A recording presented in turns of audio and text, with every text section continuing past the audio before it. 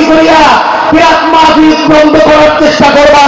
মনে রাখবা, রংপুরের পোলাপানদের কাছে তুমি যত বড় বুজুর্গ হও আর ফতোয়াবাজি করো, কোরআনের মাহফিলকে